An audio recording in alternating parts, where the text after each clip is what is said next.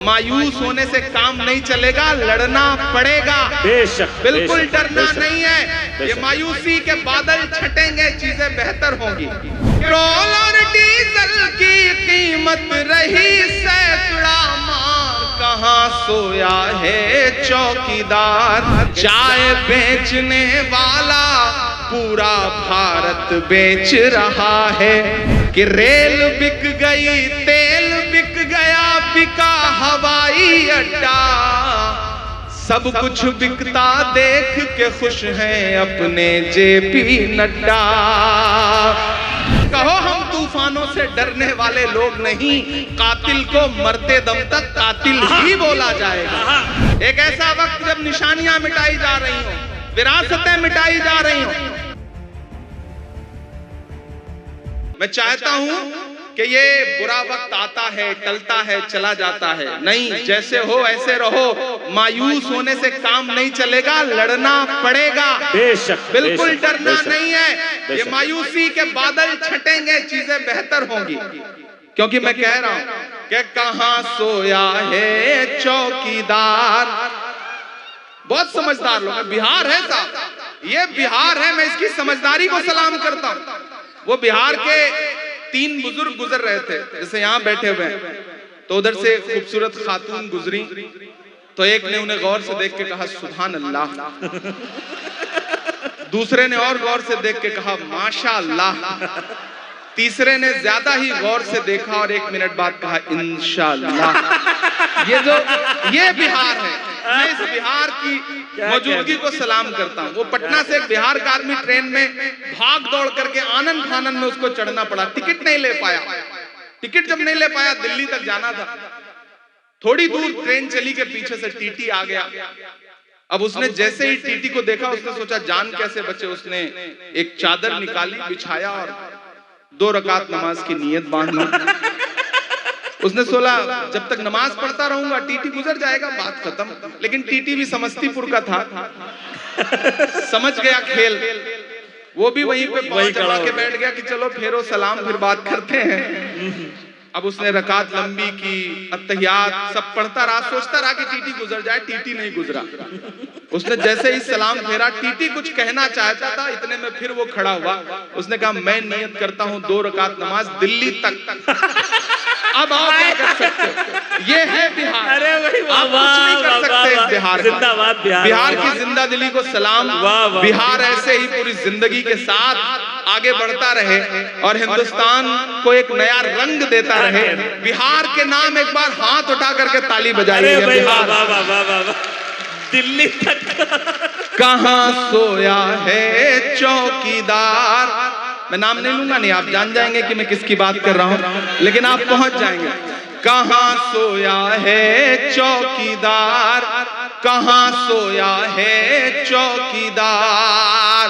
Petrol और diesel की कीमत रही सैकड़ा मार, कहां सोया है चौकीदार, कहां सोया है चौकीदार।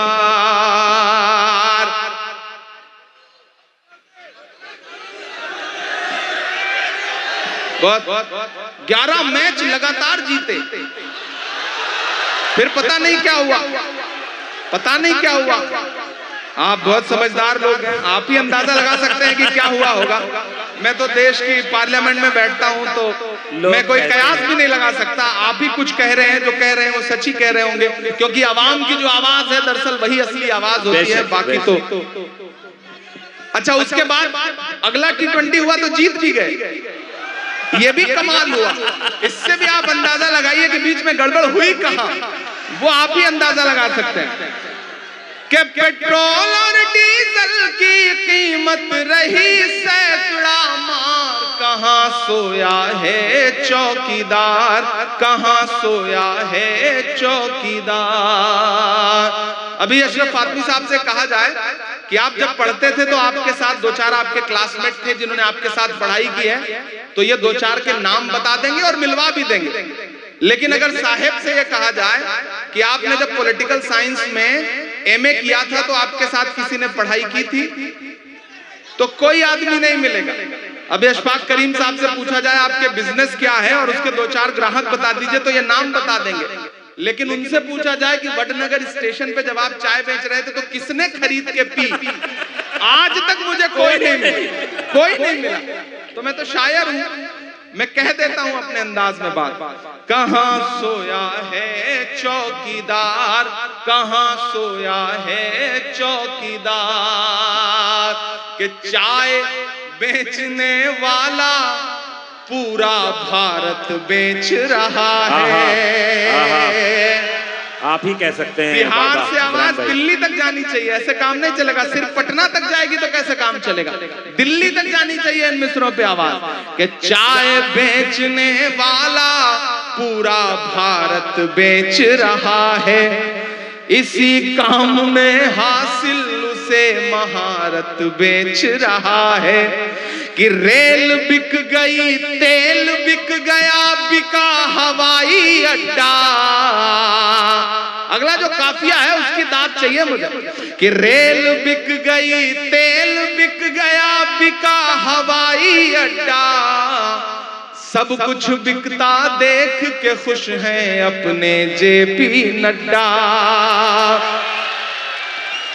कि जनता महंगाई की मारी करती हाहाकार, कहां सोया है चौकीदार, कहां सोया है चौकीदार। गैस सिलेंडर की कीमत भी 1000 के पार, कहां सोया है चौकीदार, कहां सोया है चौकीदार। मैं आखिर में एक नज्म आपको सुनाता हूं। इन दिनों में वो नज्म मुसलसल जहां भी जा रहा हूं पढ़ रहा हूं, एहतजाज के तौर पर पढ़ रहा हूं, प्रोटेस्ट के तौर पे पढ़ रहा हूं। यहाँ जो मेरी नई नस्लें खड़े हैं, जो मेरे बुजुर्ग बैठे हैं, जो ये दोनों तरफ ये जो हल्का है, मुझे इनकी दुआएं खुसूसी तौर पे चाहिए। मैं एक नज्म पढ़ता हूं। इन दिनों जब मैं दिल्ली रहता हूं, अशफाक करीम साहब, अशरफ आतमी साहब इस बात को समझते हैं, तो कभी कभी हम लोग गाड़ी लेकर निकलते हैं तो पार्लियामेंट के इर्द गिर्द तमाम वो दीवारें, वो इमारतें जिनका नाम बदलने की साजिशें, जिनकी निशानियां मिटाने की साजिशें, विरासत को मिटाने की साजिशें, उन दीवारों के आसपास जाता हूं तो ऐसा लगता है जैसे वो दीवारें हमारी नई नस्लों से कुछ कह रही हैं। मैं एक दिन लाल किले के पास से गुजरा तो मुझे ऐसा लगा कि वो दीवारें मुझसे कुछ कहना चाहती हैं। मैं एक नज्म पढ़ता हूं जिसका उन्वान है लाल किला। मुझे अभी तक मैंने आपको संजीदा किया, अब मैं चाहता हूं आप मेरे रंग में आ जाएं, तब मैं सुनाने की कोशिश करूं। लोग कहते थे इमरान साहब अब आप मेंबर आप पार्लियामेंट हो गए, अब नहीं बोलेंगे, अब चुप रहेंगे। तब मैं उनसे कहा करता था कि जो कहते हैं इस आंधी में पर ना तोला जाएगा, जो इस बात पे खुश हैं हमसे लब ना खोला जाएगा, उनसे कहो हम तूफानों से डरने वाले लोग नहीं, कातिल को मरते दम तक कातिल ही बोला जाएगा। तब मैं नज़्म पढ़ता हूं और आपसे दुआएं मांगता हूं, पहुंचिएगा उस एहसास तक। मैं लाल किला हूं, लाल किला बोल रहा है, आपकी एक निशानी, आपकी एक विरासत बोल रही है। समझिए माइक पे लाल किला खड़ा है, मुझे 250 के लोगों की भी दुआएं मिले। मैं लाल किला हूं, मैं लाल किला हूं, हिंदुस्तान में तुझे तोहफे में मिला हूं, मैं लाल किला, लाल किला, लाल किला। क्या खूबसूरत इब्तिदा है, वाह वाह। मैं लाल किला हूं। ऐसे काम नहीं चलेगा, थोड़ा और शामिल होना पड़ेगा आपको।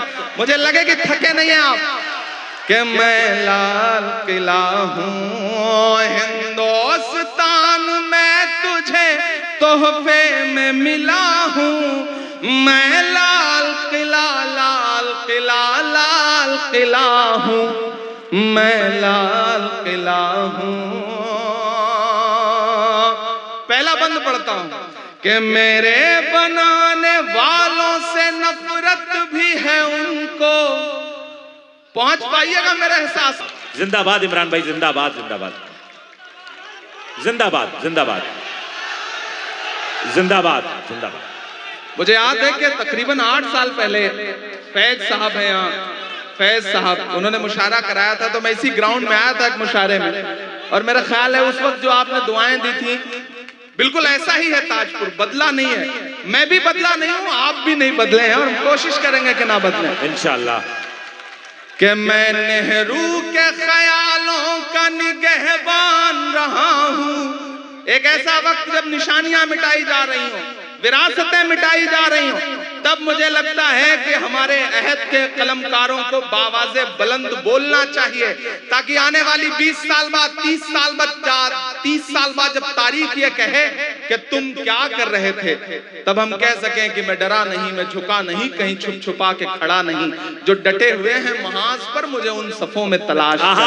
हम बोल रहे हैं आबाद था, आबाद हूँ, आबाद रहूंगा मैं हिंद के, मैं हिंद के हर शख्स की चाहत का सिला हूँ। मैं लाल किला, लाल किला, लाल किला हूँ, मैं लाल किला हूँ। आखिरी बंद पढ़ता हूँ इस नज्म का साथ जी बताओ। कि बेशर्म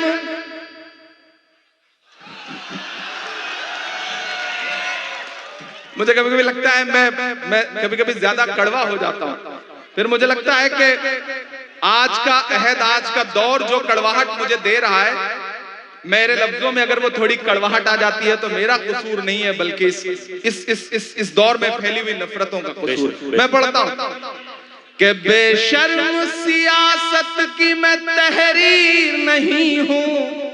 अब अगर लगे कि इमरान बोल सकता है तो मुझे दुआ दो। क्या कहने ताजपुर वालों, आप तैयार रहना कि बेशर्म सियासत की मैं तहरीर नहीं हूँ। सुन ले हुकूमत तेरी जागीर नहीं हूँ। नफरत के समंदर में मैं खो ही नहीं सकता। मैं एक किसी रंग का हो ही नहीं सकता। दाद अब चाहिए, जिन्होंने हाथ नहीं खोला है उनको भी कसम देता हूं, अगर रोक सकिए तो रोक सकिएगा अगले मिसरे में। मैं पढ़ता हूं। ये तमाम डाइस की तरफ से ये शॉल पोशी हो रही है, आप सब की तरफ से शॉल पोशी हो रही है। लेकिन एक गुजारिश है कि इसको फैजी भाई बेशर्म नहीं रहने दीजिए। अब तो जब भी कोई शॉल मिलती है, कोई कपड़ा मिलता है, तो हम तो ये सोच के रखते हैं पास, न जाने कब कफन की जरूरत पड़े तो आए बेशर्म सियासत की नहीं सकता। मैं एक किसी रंग का हो ही नहीं सकता। अंदाज मेरा मस्त मलंगा ही रहेगा। अब तैयार रहना अगले मिसरे पे कि अंदाज मेरा मस्त मलंगा ही रहेगा। गुंबद पे सदा मेरे तिरंगा ही रहेगा। भाई इमरान भाई जिंदाबाद जिंदाबाद जिंदाबाद जिंदाबाद। एक बार पुरजोर तालियां बजा दें अपने महबूब शायर के लिए। भाई क्या कहने हैं और जिंदाबाद ताजपुर। क्या अच्छा सुन रहे हैं आप, जिंदाबाद। शुक्रिया ताजपुर।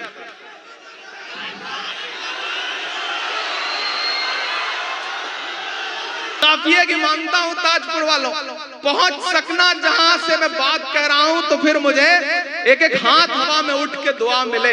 अगर लगे कि इमरान ने इस अहद का बहुत बड़ी सच्चाई बोली है तो मुझे दुआ देना कि अंदाज मेरा मस्त मलंगा ही रहेगा। गुंबद पे सदा मेरे तिरंगा ही रहेगा। वो फूल हूँ, वो फूल हूँ जो खार की छाती पे खिला हूँ। मैं लाल किला, लाल के कहाँ सोया है चौकीदार।